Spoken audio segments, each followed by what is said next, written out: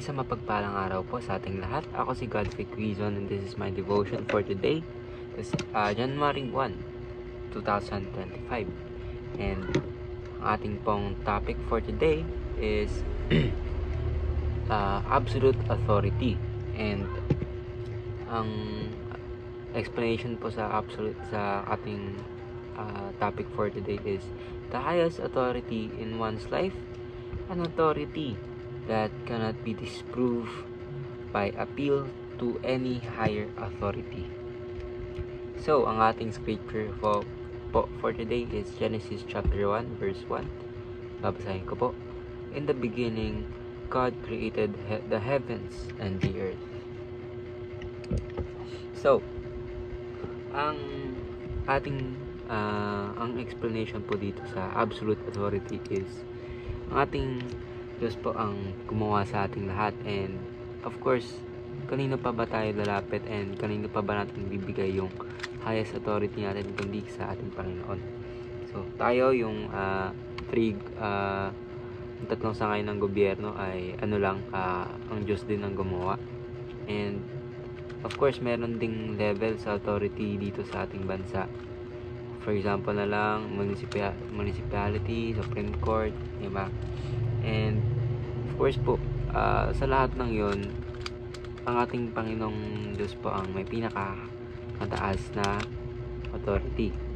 So, ibig sabihin po, yung mga nangyayari po, si God po yung nag-aalaw. Kunwari kung ano po man po yan, tag dito, sad man, happy na pangyayari, lahat po yan si God po yung nag-aalaw. And teaching naman po natin for today is all people have different authorities in life. Kaya nga po ng explanation dito ay tayo po kung ano. For example ako, authority ko, mama, tita, lola, ate. Sila po yung mga authority din po sa aking buhay kasi sila po yung papangalaga sa akin and sila po yung nagsisita sa akin pag may mali pa akong ginagawa, pag matigas yung ulo ko.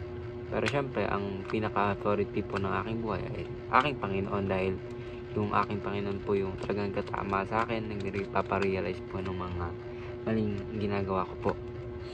So, God and His Word is our absolute and eternal authority. Sabihin yung salita po ng ating Panginoon ang pinaka-authority natin. Ibig sabihin po, kung ano po yung nakasaad sa Biblia, ayun po yung dapat natin sundin, hindi yung papaikutin natin yung laman ng Biblia para sa ating own or selfish desires.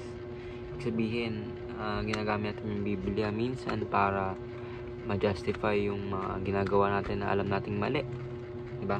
So, second teaching naman po natin is third teaching po pala natin is we shape our lives and decisions based on God's absolute authority.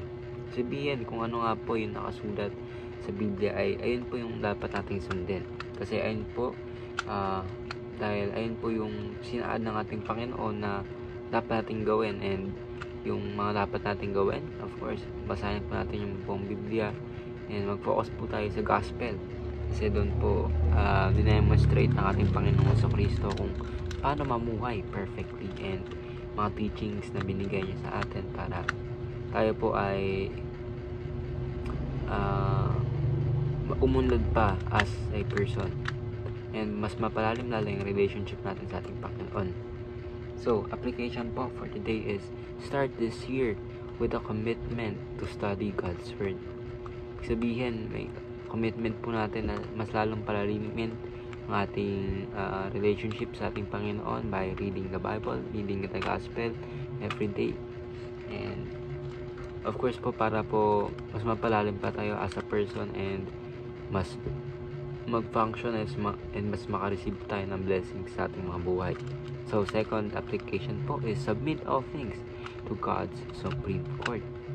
Sabihin, lahat po ng ginagawa natin, we must always glorify our Lord's name, dahil as a Christian, sinusunod na po natin and inaccept na po natin si Jesus Christ as our Lord and Savior.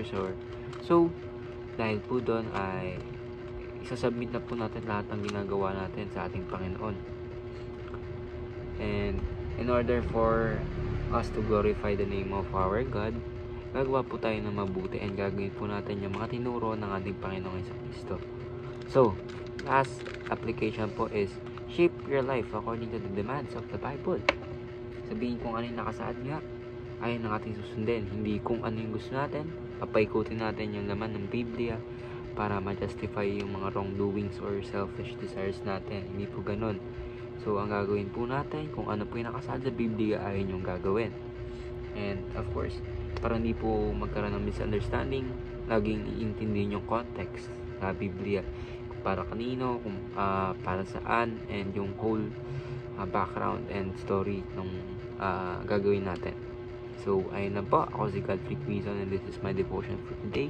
Sana po ay marami kayo naintindihan. Maraming salamat.